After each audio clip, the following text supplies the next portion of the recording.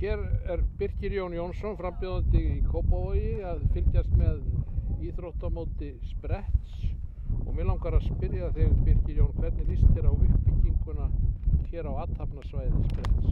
Ég vil stórvel á þetta og það er ástæða til þess að óska Sprettsmönnum innilega til hamingju með þessa glæsilegu aðstöðu sem að hér er risin, sem að það hefur búið að lyfta hér grettistaki á umliðnum 3 árum undir forystu núverandi meirihluta sem við framsóknarmenn eigum aðild að, og ég held að sé ástæða til þess að óska okkur til hamingju með þetta.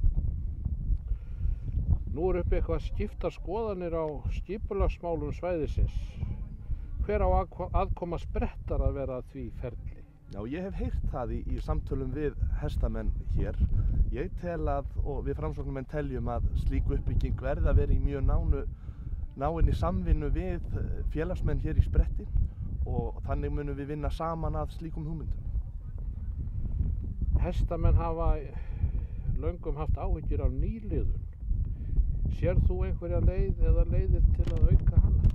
Já, bærinn á hesthús hér og ég sé fyrir mér að, og reyndar það í undirbúningi, að við veitum sérstaklega nýliðum sem að ekki eiga aðstandendur sem að eru í sportinu aðstöðu í húsi sem að bærinn á, og þannig getum við haldið áfram að byggja upp öflugt ungliðastarf hérna og ná í nauðsynlegri nýliðun í félagið. Myndir þú og þinn flokkur vilja styðja umsókn Spretts að halda landsmót á svæðinu ef slík umsókn yrði á döfinni? Tvímælalaust. Þetta yrði enn ein rósin í hnappagatið á öflugu íþróttastarfi í Kópavogi, og ég tel að þessi aðstæða sem að hér er fyrir hendi, við þurfum að gera betur, við þurfum að stækka höllina, en ég tel að við eigum tvímælalaust að stefna því, og við þurfum þar að leiðandi að byggja aðstöðuna betur upp, að við höldum landsmót hér árið 2018. Og ein svona í lokin, hver er uppáhaldsknapið þinn í röðum Sprettara?